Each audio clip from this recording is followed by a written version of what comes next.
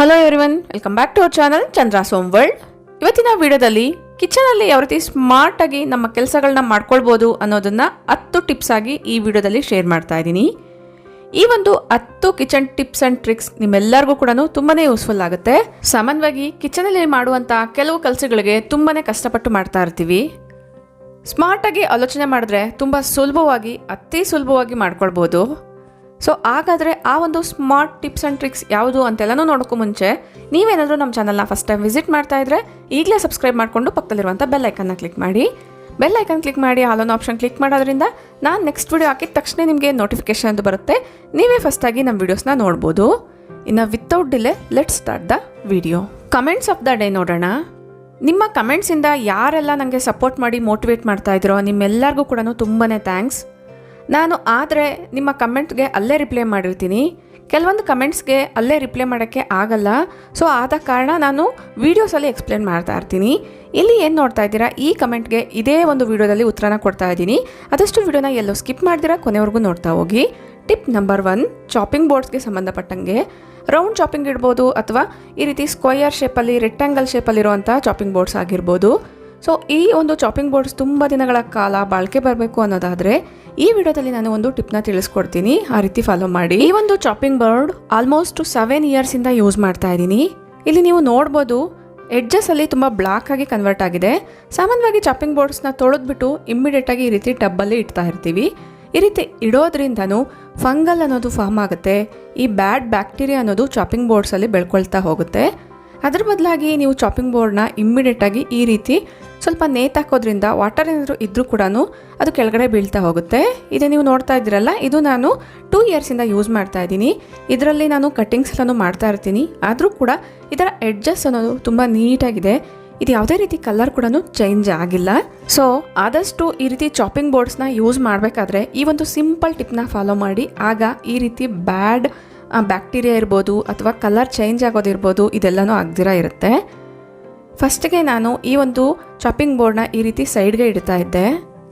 ಈ ಒಂದು ಕೆಳಗಡೆ ನೀರೆಲ್ಲ ಕೂಡ ತಾಕಿ ಚಾಪಿಂಗ್ ಬೋರ್ಡ್ ಅನ್ನೋದು ಬ್ಲ್ಯಾಕ್ ಕಲರ್ ಆಗಿ ಕನ್ವರ್ಟ್ ಆಗಿದೆ. ಸೊ ಅದನ್ನೆಲ್ಲದನ್ನ ಅವಾಯ್ಡ್ ಮಾಡೋದಕ್ಕೋಸ್ಕರ ನಾನಿಲ್ಲಿ ಅಡೇಸಿವ್ ಉಕ್ಸ್ ಬರುತ್ತೆ, ಈ ಒಂದು ಉಕ್ಸ್ನ ತಗೊಂಡು ಈ ರೀತಿ ಮೆಜರ್ಮೆಂಟ್ ಪ್ರಕಾರ ನಾನು ಈ ರೀತಿ ಫಿಕ್ಸ್ ಮಾಡ್ಕೊಂಡಿದ್ದೀನಿ. ಒಂದು ವೇಳೆ ಒಂದೇ ಚಾಪಿಂಗ್ ಬೋರ್ಡ್ ಆದರೆ ಡೈರೆಕ್ಟಾಗಿ ನೇತಾಕ್ಬೋದು. ಒಂದಕ್ಕಿಂತ ಜಾಸ್ತಿ ಚಾಪಿಂಗ್ ಬೋರ್ಡ್ಸ್ ಇದೆ ಅನ್ನೋದಾದರೆ ಈ ರೀತಿ ನೀವು ದಾರನ ಕಟ್ಕೊಳ್ಳಿ ಪ್ರತಿಯೊಂದು ಚಾಪಿಂಗ್ ಬೋರ್ಡ್ಗೂ ಕೂಡ. ಈಗ ವಿಡಿಯೋದಲ್ಲಿ ತೋರಿಸ್ದಂಗೆ ನೀವು ಒಂದೇ ಉಕ್ಸ್ಗೆ 2 ರಿಂದ 10 ಚಾಪಿಂಗ್ ಬೋರ್ಡ್ಸ್ನ ನೀವು ಈ ರೀತಿ ನೇತಾಕ್ಕೊಳ್ಬೋದು. ನೋಡ್ತಾ ಇದ್ದೀರಲ್ವಾ, ಚಾಪಿಂಗ್ ಬೋರ್ಡ್ಸ್ ನಾವು ನೇತಾಕಿರೋ ಕಾರಣ ಕೆಳಗಡೆ ಫ್ಲೋರ್ಗೆ ಅಂಟದಿರ ಇರುತ್ತೆ. ತೊಳೆದಿದ್ದ ಕೂಡಲೇ ಈ ರೀತಿ ನೇತಾಕಿದ್ರೂ ಕೂಡ ಅದರಲ್ಲಿರುವಂಥ ವಾಟರ್ ಅನ್ನೋದು ಕೆಳಗಡೆ ಬೀಳೋದ್ರಿಂದ ಚಾಪಿಂಗ್ ಬೋರ್ಡ್ಸ್ ಅನ್ನೋದು ಪೂರ್ತಿ ಡ್ರೈ ಆಗಿರುತ್ತೆ. ಈ ಐಡಿಯಾ ಇಷ್ಟ ಆದರೆ ಈಗಲೇ ಒಂದು ಲೈಕ್ ಮಾಡಿ. ಟಿಪ್ ನಂಬರ್ 2, ಹಳೆ ಸಾಕ್ಸ್ ಇದ್ದರೆ ಅದರಲ್ಲಿ ಬಾಚಣಿಗೆ ಹಾಕಿ ನೋಡಿ. ಈ ಒಂದು ಸ್ಮಾರ್ಟ್ ಐಡಿಯಾ ತುಂಬಾ ಯೂಸ್ಫುಲ್ ಆಗುತ್ತೆ. ಏನಕ್ಕೆ ಅನ್ನೋದಾದರೆ ಸಾಮಾನ್ಯವಾಗಿ ಈ ರೀತಿ ಕಾರ್ನರ್ಸಲ್ಲಿ ತುಂಬ ಕೊಳೆ ಅನ್ನೋದು ಸೇರಿಕೊಂಡಿರುತ್ತೆ. ಈ ಕೊಳೆನ ಕ್ಲೀನ್ ಮಾಡೋದಕ್ಕೋಸ್ಕರ ನಾವು ನಾರ್ಮಲಾಗಿ ಈ ರೀತಿ ಒಂದು ವೈಪರ್, ಅದರ್ವೈಸ್ ಒಂದು ನಾರ್ಮಲಾಗಿ ಕಿಚನ್ ವೈಪ್ಸ್ ಎಲ್ಲ ತೊಗೊಂಡು ಒರೆಸಿದ್ರೆ ಅದಷ್ಟು ನೀಟಾಗಿ ಹೋಗಲ್ಲ. ಅದನ್ನು ಅವಾಯ್ಡ್ ಮಾಡಬೇಕು ಅಂದರೆ ಜಸ್ಟ್ ಒಂದು ಹಳೆದಾಗಿರುವಂಥ ಸಾಕ್ಸ್, ಅದ್ರ ಜೊತೆಗೆ ಒಂದು ಬಾಚಣಿಗೆ. ಈ ಸಾಕ್ಸ್ ಒಳಗಡೆ ಬಾಚಣಿಗೆನ ಹಾಕಿದ್ದೀನಿ. ವಿಡಿಯೋದಲ್ಲಿ ತೋರಿಸ್ದಂಗೆ ಯಾವುದಾದ್ರೂ ಒಂದು ಕ್ಲೀನಿಂಗ್ ಲಿಕ್ವಿಡ್ನ ತೊಗೊಂಡು ಜಸ್ಟ್ ಸ್ಪ್ರೇ ಮಾಡಿ ನೀವು ಯಾವ ಏರಿಯಾ ಕ್ಲೀನ್ ಮಾಡಬೇಕು ಅಂದ್ಕೊಂಡಿದ್ದೀರೋ ಅಲ್ಲಿ. ಈಗ ನಾವು ರೆಡಿ ಮಾಡಿಟ್ಕೊಂಡಿರುವಂಥ ಸಾಕ್ಸ್ ಸಹಾಯದಿಂದ ಜಸ್ಟ್ ವಿಡಿಯೋದಲ್ಲಿ ತೋರಿಸ್ತಾ ಇದ್ದೀನಲ್ಲ ಈ ರೀತಿ ಆ ಕಡೆಯಿಂದ ಈ ಕಡೆಗೆ ಕೂಮ್ ಮಾಡ್ದಂಗೆ ಮಾಡೋದಷ್ಟೇ. ಅಬ್ಸರ್ವ್ ಮಾಡ್ಬೋದು ನೀವು, ಜಾಸ್ತಿ ಸೈಡ್ಸಲ್ಲೆಲ್ಲ ಕೊಳೆ ಇರುತ್ತೆ ಅಲ್ವಾ. ಸಾಮಾನ್ಯವಾಗಿ ಡೋರ್ ಬ್ಯಾಕ್ ಸೈಡ್ ಈ ರೀತಿ ಎಡ್ಜಸ್ಸಲ್ಲೆಲ್ಲ ಕೊಳೆ ಏನಿರುತ್ತೆ ಅದು ತುಂಬ ಸುಲಭವಾಗಿ ರಿಮೂವ್ ಮಾಡ್ಬೋದು. ನಮ್ಮ ಕೈಗೂ ಕೂಡ ಯಾವುದೇ ರೀತಿ ಕೊಳೆ ಅಂಟದಿರ ಇರುತ್ತೆ. ಅಬ್ಸರ್ವ್ ಮಾಡ್ತಾ ಇರ್ಬೋದು ನೀವು ಸಾಕ್ಸ್ ಎಷ್ಟೊಂದು ಡರ್ಟಿ ಆಗಿದೆ ಅಂತ. ಸೊ ಈ ರೀತಿ ನೀವು ಸ್ಮಾರ್ಟ್ ಕ್ಲೀನಿಂಗ್ ಟಿಪ್ಸ್ನ ತಿಳ್ಕೊಂಡ್ರೆ ನಿಮ್ಮ ಕೆಲಸಗಳು ತುಂಬಾ ಸುಲಭ ಆಗುತ್ತೆ. ಇಷ್ಟ ಆದರೆ ಈಗಲೇ ಲೈಕ್ ಮಾಡಿ. ಟಿಪ್ ನಂಬರ್ 3, ಇದು ನಿಮ್ಮ ಕಮೆಂಟ್ಗೆ ನಾನು ಕೊಡ್ತಾ ಇರೋಂತಹ ಉತ್ತರ. ಬಿಸಿನೀರು ಇದ್ದಾಗ ಅಥವಾ ಆಯಿಲ್ ಬಿಸಿ ಮಾಡಿದಾಗ, ಅಡುಗೆ ಮಾಡಿದಾಗ ಸ್ಟೀಲ್ ಪಾತ್ರೆಗಳು ಗ್ಯಾಸ್ ಕರೆಯಿಂದ ಹೋಗಲಾಡಿಸುವುದು ಹೇಗೆ ತಿಳಿಸ್ಕೊಡಿ ಅಂತ ಕೇಳಿದ್ದೀರಾ. ಸಾಮಾನ್ಯವಾಗಿ ಆಯಿಲಲ್ಲಿ ಏನಾದರೂ ಡೀಪ್ ಫ್ರೈ ಮಾಡಬೇಕಾದ್ರೆ ಅಥವಾ ನಾವು ತೊಗೊಂಡಿರುವಂಥ ಪಾತ್ರೆ ಕ್ವಾಲಿಟಿ ಸರಿ ಇಲ್ಲ ಅನ್ನೋದಾದರೆ, ಅಂದರೆ ಚೆನ್ನಾಗಿಲ್ಲ ಅನ್ನೋದಾದರೆ ಈ ರೀತಿ ಮಾರ್ಕ್ಸ್ ಅನ್ನೋದು ಆಗೋದು ಸರ್ವೇ ಸಾಮಾನ್ಯ. ಸ್ವಲ್ಪ ತೆಳ್ಳಗಿರೋ ಪಾತ್ರೆಗಳಲ್ಲಿ ತುಂಬ ಈ ರೀತಿಯಾಗಿರುವಂಥ ಮಾರ್ಕ್ಸ್ ಕಂಡು ಬರ್ತಾ ಇರುತ್ತೆ. ಇದನ್ನ ಕ್ಲೀನ್ ಮಾಡ್ಕೊಳ್ಳೋದಕ್ಕೋಸ್ಕರ ನಾನು ಇಲ್ಲಿ ಒಂದು ಸುಲಭವಾಗಿರುವಂಥ ಟಿಪ್ನ ತಿಳಿಸ್ಕೊಡ್ತಾ ಇದ್ದೀನಿ. ಸಾಮಾನ್ಯವಾಗಿ ಈ ರೀತಿ ಮಾರ್ಕ್ಸ್ನ ನಾನು ಜಸ್ಟ್ ಸಬೀನಾ ಪೌಡರ್ನ ಯೂಸ್ ಮಾಡಿ ಕ್ಲೀನ್ ಮಾಡ್ಕೊಳ್ತೀನಿ. ತುಂಬ ಜಾಸ್ತಿ ಮಾರ್ಕ್ಸ್ ಆಗಿರುವಂಥ ಪಾತ್ರೆಗಳನ್ನ ಕ್ಲೀನ್ ಮಾಡ್ಕೊಳ್ಳೋದಕ್ಕೋಸ್ಕರ ನಾನಿಲ್ಲಿ ಸೇಮ್ ಕಡಾಯಿಯಲ್ಲೇ ವಾಟರ್ನ ತೊಗೊಂಡಿದ್ದೀನಿ. ಅದರಲ್ಲಿ ಸ್ವಲ್ಪ ಅಡುಗೆಗೆ ಯೂಸ್ ಮಾಡುವಂಥ ಸೋಡಾನ ಹಾಕ್ಕೊಂಡಿದ್ದೀನಿ. ಈಗ ವೆನಿಗರ್ನ ಕೂಡ ಯೂಸ್ ಮಾಡ್ತಾ ಇದ್ದೀನಿ. ವೆನಿಗರ್ ಇಲ್ಲ ಅಂದರೆ ನಿಂಬೆ ರಸನ ಹಾಕ್ಕೊಳ್ಬೇಕಾಗತ್ತೆ. ಸ್ವಲ್ಪ ಆದಷ್ಟು ನೀರು ತಣ್ಣಗಿರ್ಬೇಕಾದ್ರೇ ಹಾಕ್ಬಿಡಿ. ನೀರು ಕುದಿಬೇಕಾದ್ರೆ ವೆನಿಗರ್ನ ಸೋಡಾನ ಹಾಕಿದ್ರೆ ನೀರೆಲ್ಲ ಉಕ್ಕಿ ಬರೋ ಚಾನ್ಸ್ ಇರುತ್ತೆ. ಬಾಣಲಿ ಅಷ್ಟೇ ಅಲ್ಲದೆ ಕುಕ್ಕರ್ಸು ಕೂಡ ಈ ರೀತಿ ಮಾರ್ಕ್ಸ್ ಅನ್ನೋದು ಆಗ್ತಾ ಇರುತ್ತೆ. ಇದನ್ನ ಕೂಡ ನಾನು ಕ್ಲೀನ್ ಮಾಡೋದು ಯಾವ ರೀತಿ ಅಂತ ತೋರಿಸ್ತಾ ಇದ್ದೀನಿ. ಸೇಮ್ ಮೆಥಡೇ. ನೀರು ಚೆನ್ನಾಗಿ ಕುದಿತಾ ಇರಬೇಕು.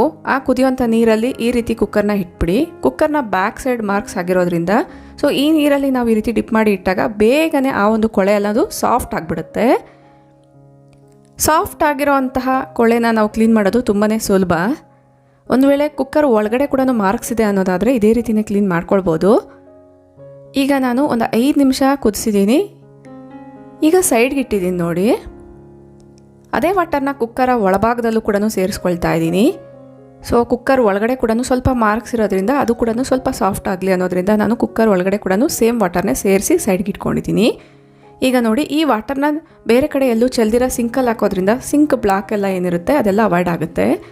ಈಗ ನಾನು ಸಬೀನಾ ಪೌಡರ್ನ ತೊಗೊಂಡಿದ್ದೀನಿ. ಜಸ್ಟ್ ನೀವು ವಿಡಿಯೋದಲ್ಲಿ ಅಬ್ಸರ್ವ್ ಮಾಡಿದ್ರೆ ನೀಟಾಗಿ ಗೊತ್ತಾಗ್ತಾ ಇರುತ್ತೆ. ಜಸ್ಟ್ ನಾನು ಸ್ಕ್ರಬ್ಬರ್ ತೊಗೊಂಡು ಅಪ್ಲೈ ಮಾಡ್ತಿದ್ದಂಗೆ ಆ ಮಾರ್ಕ್ಸ್ ಎಲ್ಲ ರಿಮೂವ್ ಆಗಿಬಿಡ್ತು. ಇದೇ ರೀತಿಯೇ ಹೋಲ್ ಕುಕ್ಕರ್ನ ಎಲ್ಲ ಕಡೆ ಸ್ಕ್ರಬ್ ಮಾಡ್ಕೊಂಡ್ಬಿಟ್ಟು ನೀಟಾಗಿ ವಾಶ್ ಮಾಡಿ ತೋರಿಸ್ತೀನಿ.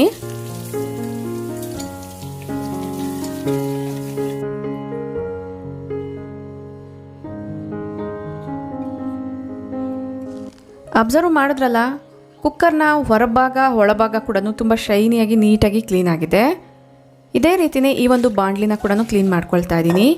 ಈ ವಾಟರ್ ನಾವು ತಗೊಂಡಿರುವಂಥ ಬಾಣಲಿಯಲ್ಲಿ ಆಯಿಲ್ ಇಲ್ಲ ಅನ್ನೋದಾದರೆ ಆ ವಾಟರ್ನ ಚೆಲ್ದಿರ ನೀವು ಕ್ಲೀನಿಂಗೋಸ್ಕರ ಕೂಡ ಅದೇ ವಾಟರ್ನ ಯೂಸ್ ಮಾಡ್ಕೊಳ್ಬೋದು. ಈಗ ನೋಡಿ, ಬಾಣಲಿನ ಕೂಡ ಇದೇ ರೀತಿಯೇ ಕ್ಲೀನ್ ಮಾಡಿ ತೋರಿಸ್ತಾ ಇದ್ದೀನಿ. ಜಸ್ಟ್ ನೀವು ವಿಡಿಯೋ ಅಬ್ಸರ್ವ್ ಮಾಡಿದರೆ ಗೊತ್ತಾಗಿರುತ್ತೆ. ಸ್ಕ್ರಬ್ ಮಾಡ್ತಿದ್ದಂಗೆ ಮಾರ್ಕ್ಸ್ ಎಲ್ಲ ರಿಮೂವ್ ಆಗಿಬಿಡುತ್ತೆ. ಸೊ ಐ ಹೋಪ್ ನಿಮ್ಮ ಕ್ವಶನ್ಗೆ ಆನ್ಸರ್ ಸಿಕ್ಕಿದೆ ಅಂತ ಅಂದ್ಕೊಳ್ತೀನಿ. ನೋಡಿ, ಕ್ಲೀನ್ ಎಲ್ಲ ಆದಮೇಲೆ ಎಷ್ಟು ಶೈನಿಯಾಗಿ ಕಾಣಿಸ್ತಿದೆ ಅಂತ.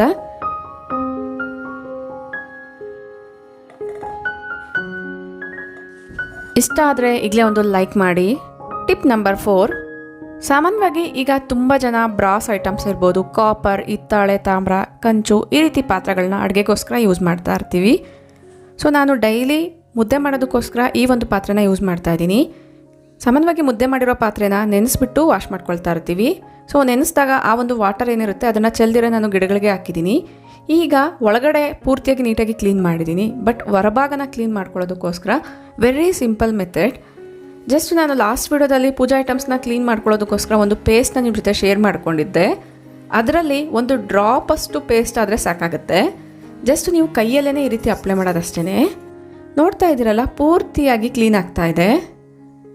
ಈ ರೀತಿ ಎಲ್ಲ ಕಡೆ ಅಪ್ಲೈ ಮಾಡಿದ ಆದಮೇಲೆ ಜಸ್ಟ್ ವಿಮ್ ಲಿಕ್ವಿಡಿಂದ ಅಥವಾ ನೀವು ಯಾವುದಾದ್ರೂ ಸೋಪ್ನ ಯೂಸ್ ಮಾಡ್ತಿರೋ ಪಾತ್ರೆ ತೊಳೆಯೋಕ್ಕೆ ಅದೇ ಒಂದು ಸೋಪಿಂದನೇ ಒಂದು ಸರಿ ನೀಟಾಗಿ ಎಲ್ಲ ಕಡೆ ಸ್ಕ್ರಬ್ ಮಾಡ್ದಂಗೆ ಮಾಡಿ ನಾರ್ಮಲ್ ವಾಟರಿಂದನೇ ವಾಶ್ ಮಾಡಿಬಿಡಿ.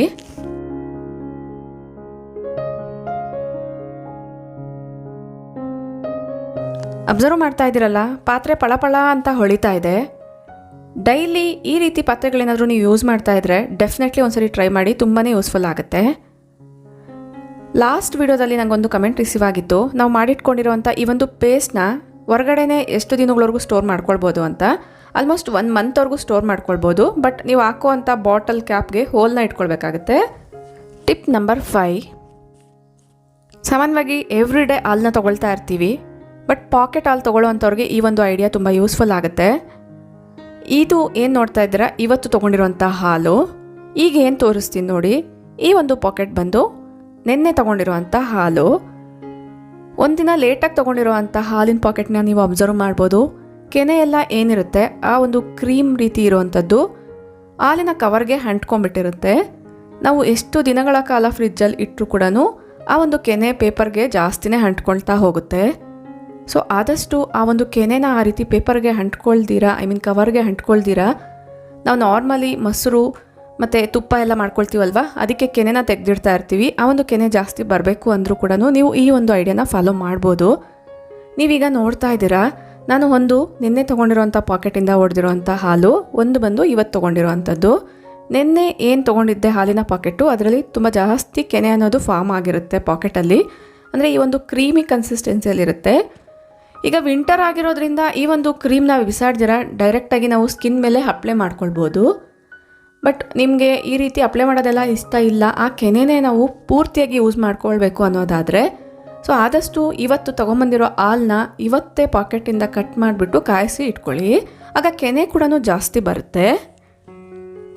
ಇಲ್ಲೇನು ನೋಡ್ತಾ ಇದ್ದೀರಾ, ನಾನು ಪಾಕೆಟ್ಸ್ನ ಇಮ್ಮಿಡಿಯೇಟಾಗಿ ತೊಳೆದ್ಬಿಟ್ಟು ಡ್ರೈ ಮಾಡಿಕೊಂಡು ಆಮೇಲೆ ಈ ರೀತಿ ಡಸ್ಟ್ಬಿನ್ಗೆ ಹಾಕ್ಕೊಳ್ತೀನಿ. ಈಗ ನೀವು ಅಬ್ಸರ್ವ್ ಮಾಡ್ತಾ ಇದ್ದೀರಾ, ನಾನು ಕಾಯಿಸಿರುವಂಥ ಅರ್ಧ ಲೀಟ್ರ್ ಹಾಲಿಗೆ ಇಷ್ಟು ಕೆನೆ ಬಂದಿದೆ. ಈ ರೀತಿ ಕೆನೆನೆಲ್ಲ ಕೂಡ ನಾನು ಒಂದು ಬಾಕ್ಸಲ್ಲಿ ಸ್ಟೋರ್ ಮಾಡಿಬಿಟ್ಟು ಬೆಣ್ಣೆ ತುಪ್ಪನ ಕೂಡ ಮನೆಯಲ್ಲೇ ಮಾಡ್ಕೊಳ್ತೀನಿ. ಈಗಾಗಲೇ ಆ ವಿಡಿಯೋಸ್ನ ಶೇರ್ ಮಾಡಿದ್ದೀನಿ. ಇದು ನೆಕ್ಸ್ಟ್ ಡೇದು ಅರ್ಧ ಲೀಟ್ರ್ ಹಾಲಿಗೆ ಇಷ್ಟು ಕೆನೆ ಬಂದಿದೆ. ಆಲ್ಮೋಸ್ಟ್ 2 ದಿನದ್ದು ಹಾಲಿಗೆ ನೀವು ಆ ಒಂದು ಸ್ಮಾಲ್ ಬೌಲಲ್ಲಿ ಏನು ನೋಡ್ತಾ ಇದ್ದೀರಾ ಅಷ್ಟು ಕೆನೆ ಬಂದಿದೆ. ಈ ಒಂದು ಕೆನೆನ ಡೈರೆಕ್ಟಾಗಿ ಹಾಲಲ್ಲೇ ಬಿಟ್ಟರೆ ನಾವು ಕಾಫಿ ಟೀ ಕುಡಿಬೇಕಾದ್ರೆ ಎಲ್ಲ ಕೂಡ ಕೆನೆ ಅಡ್ಡ ಬರ್ತಿರುತ್ತೆ. ಈ ಒಂದು ಐಡಿಯಾ ಪಾಕೆಟ್ ಹಾಲು ಯಾರೆಲ್ಲ ಯೂಸ್ ಮಾಡ್ತೀರಾ ಅವ್ರಿಗೆ ಹೆಲ್ಪ್ಫುಲ್ ಆಗುತ್ತೆ ಅಂತ ಅಂದ್ಕೊಂಡಿದ್ದೀನಿ. ಟಿಪ್ ನಂಬರ್ 6, ಅಡುಗೆ ಮನೆ ಬಟ್ಟೆಗಳಿಗೆ ಸಂಬಂಧಪಟ್ಟಂಗೆ ಅಂದರೆ ಕಿಚನಲ್ಲಿ ಯೂಸ್ ಮಾಡುವಂಥ ಕ್ಲಾತ್ಸ್, ಅದು ಕ್ಲೀನಿಂಗ್ ಇರ್ಬೋದು, ಕೈ ಒರೆಸ್ಕೊಳಕ್ಕಿರ್ಬೋದು, ಈ ಒಂದು ಕ್ಲಾತ್ಸ್ನ ಕ್ಲೀನ್ ಮಾಡೋದಕ್ಕೋಸ್ಕರ ಒಂದು ಬೆಸ್ಟ್ ಟಿಪ್ನ ತಿಳಿಸ್ಕೊಡ್ತಾ ಇದ್ದೀನಿ. ಸಾಮಾನ್ಯವಾಗಿ ನಂತರ ಯಾರಿಗೆ ಬಟ್ಟೆಗಳನ್ನ ಹ್ಯಾಂಡ್ ವಾಶ್ ಮಾಡೋಕ್ಕೆ ಸರಿಯಾಗಿ ಬರಲ್ವೋ ಅವ್ರಿಗೆ ತುಂಬಾ ಯೂಸ್ಫುಲ್ ಆಗುತ್ತೆ. ಸೊ ಅದಕ್ಕೋಸ್ಕರ ನಾನು ಒಂದು ಪಾತ್ರೆಯಲ್ಲಿ ಒಂದು 2 ಲೀಟರಷ್ಟು ನೀರನ್ನ ತೊಗೊಂಡು 2 ಸ್ಪೂನಷ್ಟು ಡಿಟರ್ಜೆಂಟ್ ಪೌಡರ್ನ ಹಾಕ್ಕೊಂಡಿದ್ದೀನಿ. ಇದರಲ್ಲಿ ಯಾವ್ಯಾವ ಕ್ಲಾತ್ಸ್ನ ವಾಶ್ ಮಾಡಬೇಕೋ ಆ ಒಂದು ಕ್ಲಾತ್ಸ್ನೆಲ್ಲ ಕೂಡ ವಿಡಿಯೋದಲ್ಲಿ ತೋರಿಸ್ದಂಗೆ ನೀಟಾಗಿ ನೀರಲ್ಲಿ ಡಿಪ್ ಆಗೋ ರೀತಿಯಲ್ಲಿ ಇಟ್ಕೊಳ್ತಾ ಇದ್ದೀನಿ. ವಾಟರ್ ಬಿಸಿ ಇರೋ ಕಾರಣ ಆದಷ್ಟು ಕೇರ್ಫುಲ್ಲಾಗಿ ಮಾಡ್ಕೊಳ್ಬೇಕಾಗತ್ತೆ. ಒಂದು ವೇಳೆ ಕೊಳೆ ಜಾಸ್ತಿ ಇತ್ತು ನಿಮ್ಮ ಕಿಚನ್ ಟವಲ್ಸಲ್ಲಿ ಅನ್ನೋದಾದರೆ ಡಿಟರ್ಜೆಂಟ್ ಪೌಡರ್ನ ಆ ಬಟ್ಟೆಗಳ ಮೇಲೆ ಕೂಡ ಸ್ವಲ್ಪ ಈ ರೀತಿ ಸ್ಪ್ರಿಂಕಲ್ ಮಾಡಿ ಇಟ್ಕೊಳ್ಬೇಕಾಗತ್ತೆ. ಇದೇ ರೀತಿಯೇ ಒಂದು 5 ನಿಮಿಷ ನೀರನ್ನ ಚೆನ್ನಾಗಿ ಕುದಿಸಿ ಈ ರೀತಿ ಪೌಡರ್ ಹಾಕೋದ್ರಿಂದ ಅದರೊಳಗಡೆ ಇರೋವಂಥ ಕೊಳೆ ಎಲ್ಲ ಕೂಡ ಬೇಗನೆ ಸಾಫ್ಟ್ ಆಗಿಬಿಡುತ್ತೆ. ನಾರ್ಮಲಾಗಿ ಈ ಬಟ್ಟೆಗಳನ್ನ ಬಿಸಿ ನೀರಲ್ಲಿಯೇ ನೆನೆಸ್ಬಿಟ್ಟು ನಾವು ನಾರ್ಮಲಿ ಹ್ಯಾಂಡ್ ವಾಶ್ ಯಾವ ರೀತಿ ಮಾಡ್ಕೊಳ್ತೀವೋ ಅದೇ ರೀತಿಯೇ ಮಾಡ್ಕೊಳ್ಬೋದು. ಬಟ್ ನಾನು ಏನು ತೋರಿಸ್ದೆ, ಈ ಒಂದು ಮೆಥಡಲ್ಲಿ ನೀವು ಕ್ಲೀನ್ ಮಾಡ್ಕೊಳ್ಳೋದಾದರೆ ಅಡುಗೆ ಮನೆಯಲ್ಲಿ ಯೂಸ್ ಮಾಡುವಂಥ ಕ್ಲಾತ್ಸು ತುಂಬಾ ಹೈಜಿನಿಕ್ ಆಗೂ ಇರುತ್ತೆ. ಅದರಲ್ಲಿರುವಂಥ ಕೊಳೆ ಕೂಡ ಈಸಿಯಾಗಿ ರಿಮೂವ್ ಆಗಿಬಿಡುತ್ತೆ. ಆದಷ್ಟು ಎವ್ರಿಡೇ ನಾನು ಈ ರೀತಿ ಕ್ಲೀನ್ ಮಾಡ್ಕೊಳ್ತೀನಿ. ಬಟ್ ನಿಮಗೆ ವಿಡಿಯೋದಲ್ಲಿ ನೀಟಾಗಿ ಶೇರ್ ಮಾಡೋದಕ್ಕೋಸ್ಕರ ಇಷ್ಟೊಂದು ಕ್ಲಾತ್ಸ್ನ ನಾನು ಕಲೆಕ್ಟ್ ಮಾಡ್ಕೊಂಡಿದ್ದೀನಿ. ಜಸ್ಟ್ ನಾನು ವಿಡಿಯೋದಲ್ಲಿ ತೋರಿಸ್ದಂಗೆ ನಾನು ಕಿಚನ್ನಲ್ಲೇ ನಮಗೆ ಬಟ್ಟೆ ಒಗೆಯೋ ಕಟ್ಟೆ ಇರೋದ್ರಿಂದ ಈ ರೀತಿ ಸಿಂಕ್ ಇರೋದ್ರಿಂದ ನನಗೆ ಈ ಒಂದು ಬಟ್ಟೆಗಳನ್ನ ವಾಶ್ ಮಾಡ್ಕೊಳ್ಳೋದು ತುಂಬಾ ಸುಲಭ. ಸೊ ಇದು ಬಂದು ಕ್ವಾರ್ಟ್ಸ್ ಗ್ರಾನೈಟ್ ಸಿಂಕ್ ಅಂತಲೇ ಹೇಳ್ಬೋದು. ಈ ಸಿಂಕಲ್ಲೇ ನಾನು ಈ ರೀತಿ ಕಿಚನ್ ಟವಲ್ಸ್ನೆಲ್ಲ ಕೂಡ ಕ್ಲೀನ್ ಮಾಡ್ಕೊಳ್ತೀನಿ. ನಾರ್ಮಲಿ ನಾನು ಟೆರೆಸ್ ಮೇಲೆ ಒಗ್ದಾಗ ಕ್ಲೀನ್ ಆಗೋದಕ್ಕಿಂತ ಈ ಮೆಥಡ್ನ ಫಾಲೋ ಮಾಡಿ ಕ್ಲೀನ್ ಮಾಡಿರೋವಂಥ ಕ್ಲಾತ್ಸು ತುಂಬ ಹೈಜಿನಿಕ್ಕಾಗಿ ಕೂಡ ಇರುತ್ತೆ, ಕೊಳೆ ಕೂಡ ತುಂಬ ಸುಲಭವಾಗಿ ಹೋಗಿರುತ್ತೆ. ಅದಕ್ಕೋಸ್ಕರ ನಿಮಗೂ ಕೂಡ ಯೂಸ್ಫುಲ್ ಆಗ್ಬೋದು ಅನ್ನೋದ್ರಿಂದನೇ ನಾನು ಈ ಒಂದು ಟಿಪ್ನ ತಿಳಿಸ್ಕೊಡ್ತಾ ಇದ್ದೀನಿ. ಯಾರ್ಯಾರು ಕಿಚನಲ್ಲಿ ಜಾಸ್ತಿ ಡರ್ಟಿ ಆಗಿರೋವಂಥ ಕ್ಲಾತ್ಸ್ ಇರುತ್ತೋ ಆ ಒಂದು ಕ್ಲಾತ್ಸ್ನ ಎವ್ರಿಡೇ ನೀವು ಈ ಒಂದು ಮೆಥಡಲ್ಲಿ ಕ್ಲೀನ್ ಮಾಡ್ಕೊಂಡು ನೋಡಿ, ತುಂಬಾ ಹೈಜಿನಿಕ್ ಆಗಿರುತ್ತೆ. ಸೊ ಈ ರೀತಿ ವಾಟರ್ನ ನಾವು ಸಿಂಕಲ್ಲಿ ಹಾಕೋದ್ರಿಂದ ಕೂಡ ಸಿಂಕಲ್ಲಿ ಬರುವಂಥ ಸಣ್ಣ ಸಣ್ಣ ಹುಳಗಳೆಲ್ಲ ಕೂಡ ಅವಾಯ್ಡ್ ಆಗುತ್ತೆ. ನೀಟಾಗಿ ಎಲ್ಲ ಕ್ಲಾತ್ಸ್ನ ವಾಶ್ ಮಾಡ್ಕೊಂಡಿದ್ದ ಆದಮೇಲೆ ಎಲ್ಲ ಕ್ಲಾತ್ಸ್ನ ನೀಟಾಗಿ ಜಾಲಿಸ್ಕೊಂಡು ಒಣಗಾಕೊಳ್ತೀನಿ. ಜಾಸ್ತಿ ಕ್ಲಾತ್ಸ್ ಇರೋದ್ರಿಂದ ನಾನು ಟೆರೆಸ್ ಮೇಲೆ ಇದನ್ನು ಒಣಗಾಕಿದ್ದೀನಿ. ಅದರ್ವೈಸ್ 1-2 ಕ್ಲಾತ್ಸ್ ಇದ್ದರೆ ಸೇಮ್ ಬಾಲ್ಕನಿಗಳಲ್ಲೇ ನಾವು ನೀಟಾಗಿ ಡ್ರೈ ಮಾಡ್ಕೊಳ್ಬೋದು. ಈ ಐಡಿಯಾ ಇಷ್ಟ ಆದರೆ ಲೈಕ್ ಮಾಡಿ ತಿಳಿಸಿ. ಟಿಪ್ ನಂಬರ್ 7, ಚಳಿಗಾಲದಲ್ಲೂ ಕೂಡ ಮೊಸರು ಗಟ್ಟಿಯಾಗಿ ಚೆನ್ನಾಗಿ ಹೆಪ್ಪಾಗಬೇಕು ಅಂದರೆ ಈ ಒಂದು ಟಿಪ್ನ ಫಾಲೋ ಮಾಡ್ಬೋದು. ಫಸ್ಟಿಗೆ ಸ್ವಲ್ಪ ಉಗುರು ಬೆಚ್ಚಗಿರುವಂಥ ಹಾಲ್ಗೆ ಸ್ವಲ್ಪ ಹೆಪ್ಪನ್ನ ಹಾಕ್ಕೊಂಡು ಲಿಡ್ನ ಕ್ಲೋಸ್ ಮಾಡ್ಕೊಳ್ಬೇಕಾಗುತ್ತೆ. ಮೈಕ್ರೋವೇವ್ ಇದ್ದರೆ ಇದನ್ನು ಮೈಕ್ರೋವೇವಲ್ಲಿ ಇಡ್ಬೋದು. ಅದರ್ವೈಸ್ ನಿಮ್ಮ ಮನೆಯ ಯಾವುದಾದ್ರೂ ಒಂದು ಭಾಗದಲ್ಲಿ ಚೆನ್ನಾಗಿ ಬಿಸಿಲು ಬೀಳುವಂಥ ಏರಿಯಾದಲ್ಲಿ ಇಡಿ. ಆಲ್ಮೋಸ್ಟ್ 9:30 ಟೈಮಲ್ಲಿ ಇಟ್ಟಿದ್ದೀನಿ. ಲಂಚ್ ಟೈಮ್ಗೆಲ್ಲ ಕೂಡ ಈ ಒಂದು ಹಾಲು ನೀಟಾಗಿ ಮೊಸರಾಗಿದೆ, ನೀವು ಅಬ್ಸರ್ವ್ ಮಾಡ್ಬೋದು. ಇಷ್ಟ ಆದರೆ ಟ್ರೈ ಮಾಡಿ ನೋಡಿ. ಟಿಪ್ ನಂಬರ್ 8, ಚಳಿಗಾಲದಲ್ಲಿ ದೋಸೆ ಇರ್ಬೋದು, ಇಡ್ಲಿಗಿರ್ಬೋದು ಬ್ಯಾಟರ್ನ ಪ್ರಿಪೇರ್ ಮಾಡಿದಾಗ ಅದು ಸರಿಯಾಗಿ ಹುಳಿನೇ ಬಂದಿರಲ್ಲ. ಬ್ಯಾಟರ್ ಸರಿಯಾಗಿ ಹುಳಿ ಬಂದಿಲ್ಲ ಅಂದರೆ ದೋಸೆ ಇರ್ಬೋದು, ಇಡ್ಲಿ ಇರ್ಬೋದು ಅಷ್ಟು ಚೆನ್ನಾಗಿ ಆಗಲ್ಲ. ಸೊ ಅದಕ್ಕೋಸ್ಕರ ರೆಡಿ ಮಾಡಿ ಇಟ್ಕೊಂಡಿರುವಂಥ ಬ್ಯಾಟರ್ ಚೆನ್ನಾಗಿ ಹುಳಿ ಬರಬೇಕು ಅನ್ನೋದಾದರೆ ಈ ಒಂದು ಮೆಥಡ್ನ ಫಾಲೋ ಮಾಡ್ಬೋದು. ಫಸ್ಟಿಗೆ ಒಂದು ಪಾತ್ರೆಯಲ್ಲಿ ನೀರನ್ನ ಚೆನ್ನಾಗಿ ಬಿಸಿ ಮಾಡಿ ಆ ಒಂದು ಬಿಸಿ ಮಾಡಿರುವಂತಹ ಪಾತ್ರೆ ಮೇಲೆ ಈ ರೀತಿ ನೀವು ಬ್ಯಾಟರ್ನ ಇಡ್ಬೋದು. ಆದಷ್ಟು ಬ್ಯಾಟರ್ನ ಸ್ಟೀಲ್ ಕಂಟೈನರಲ್ಲೇ ಹಾಕಿ ಇಡಿ.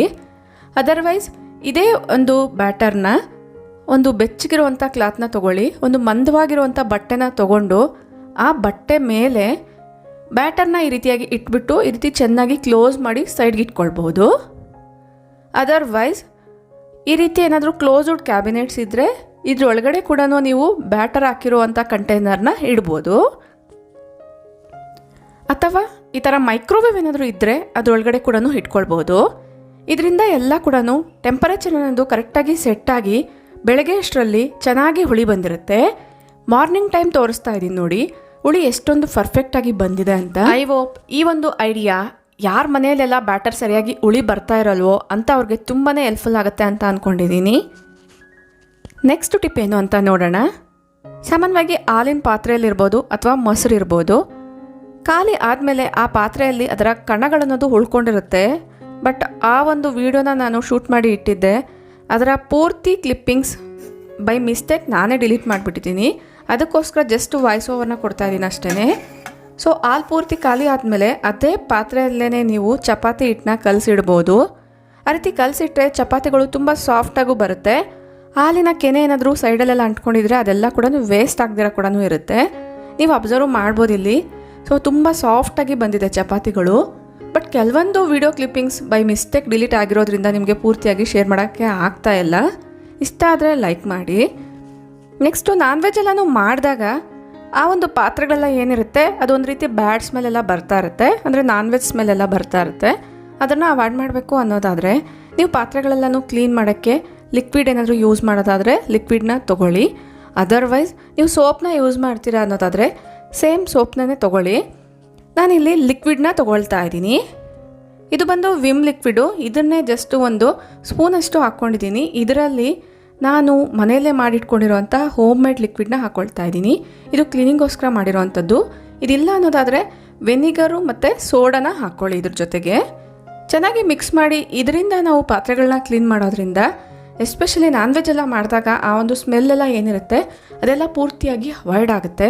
ನೀವು ಡೈರೆಕ್ಟಾಗಿ ಸೋಪಿಂದನೇ ಕ್ಲೀನ್ ಮಾಡೋದಾದರೆ ಕ್ಲೀನ್ ಆಗಿ ಡ್ರೈ ಆದರೂ ಕೂಡ ಆ ಒಂದು ಪಾತ್ರೆಗಳನ್ನೋದು ಸ್ಮೆಲ್ ಬರ್ತಾ ಇರುತ್ತೆ, ಬ್ಯಾಡ್ ಸ್ಮೆಲ್ಲು. ಅದು ಅವಾಯ್ಡ್ ಆಗಬೇಕು ಅನ್ನೋದಾದರೆ ಈ ಒಂದು ಟಿಪ್ನ ಫಾಲೋ ಮಾಡ್ಬೋದು. ನಾನು ಎಲ್ಲ ಪಾತ್ರೆಗಳನ್ನ ಇದೇ ಲಿಕ್ವಿಡಿಂದನೇ ಕ್ಲೀನ್ ಮಾಡ್ಕೊಳ್ತಾ ಇದ್ದೀನಿ.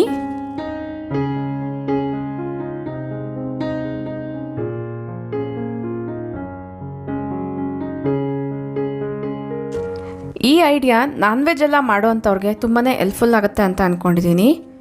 ಇದೇ ರೀತಿಯೇ ನಾವು ನಾನ್ ಸ್ಟಿಕ್ ಪಾತ್ರೆಗಳನ್ನ ಕೂಡ ಕ್ಲೀನ್ ಮಾಡ್ಕೊಳ್ಬೋದು. ಸಾಮಾನ್ಯವಾಗಿ ಬ್ಯಾಡ್ ಸ್ಮೆಲ್ ಅನ್ನೋದು ಆ ಒಂದು ಪಾತ್ರೆಗಳಿಗೆ ಜಾಸ್ತಿ ಹಿಡ್ಕೊಂಡಿರುತ್ತೆ. ಅದನ್ನು ಅವಾಯ್ಡ್ ಮಾಡಬೇಕು ಅನ್ನೋದಾದರೆ ಈ ಒಂದು ಟಿಪ್ನ ಫಾಲೋ ಮಾಡಿ. ನೋಡಿದ್ರಲ್ವಾ ಫ್ರೆಂಡ್ಸ್, ಒಂದಕ್ಕಿಂತ ಒಂದು ಡಿಫ್ರೆಂಟ್ ಆಗಿರುವಂಥ 10 ಸ್ಮಾರ್ಟ್ ಟಿಪ್ಸ್ ನನ್ನ ಜೊತೆ ಶೇರ್ ಮಾಡ್ಕೊಂಡಿದ್ದೀನಿ. ಐ ಹೋಪ್ ಪ್ರತಿಯೊಂದು ಟಿಪ್ಪು ಕೂಡ ಯುನಿಕ್ ಆಗಿದೆ, ನಿಮ್ಮೆಲ್ಲರಿಗೂ ಕೂಡ ಯೂಸ್ಫುಲ್ ಆಗುತ್ತೆ ಅಂತ ಅಂದ್ಕೊಂಡಿದ್ದೀನಿ. ಯೂಸ್ಫುಲ್ ಆಯಿತು, ಇಂಟ್ರೆಸ್ಟಿಂಗ್ ಆಗಿತ್ತು ಅನಿಸಿದ್ರೆ ಈಗಲೇ ಒಂದು ಲೈಕ್ ಮಾಡಿ, ನಿಮ್ಮ ಫ್ರೆಂಡ್ಸ್ ಆ್ಯಂಡ್ ಫ್ಯಾಮಿಲಿ ಜೊತೆಗೂ ಶೇರ್ ಮಾಡಿ. ನಿಮ್ಮ ಅನಿಸಿಕೆ ಅಭಿಪ್ರಾಯಗಳನ್ನ ನನಗೆ ಕಮೆಂಟಲ್ಲಿ ತಿಳಿಸಿ. ಇದೇ ರೀತಿಯಾಗಿರುವಂತಹ ಯೂಸ್ಫುಲ್ ವೀಡಿಯೋಸ್ಗೋಸ್ಕರ ನೀವು ಇನ್ನೂ ಸಬ್ಸ್ಕ್ರೈಬ್ ಮಾಡ್ಕೊಂಡಿಲ್ಲ ಅಂದರೆ ಕೂಡಲೇ ಸಬ್ಸ್ಕ್ರೈಬ್ ಮಾಡಿಕೊಂಡು ಪಕ್ಕದಲ್ಲಿರುವಂಥ ಬೆಲ್ ಐಕನ್ನ ಕ್ಲಿಕ್ ಮಾಡಿ. ಇನ್ನೊಂದು ಇಂಟ್ರೆಸ್ಟಿಂಗ್ ಆಗಿರುವಂಥ ವೀಡಿಯೋ ಜೊತೆಗೆ ಮತ್ತೆ ಸಿಗ್ತೀನಿ. ಅಲ್ಲಿವರೆಗೂ ಟೇಕ್ ಕೇರ್, ಬಾಯ್ ಬಾಯ್, ನಮಸ್ತೆ, ಥ್ಯಾಂಕ್ ಯು ಫಾರ್ ವಾಚಿಂಗ್.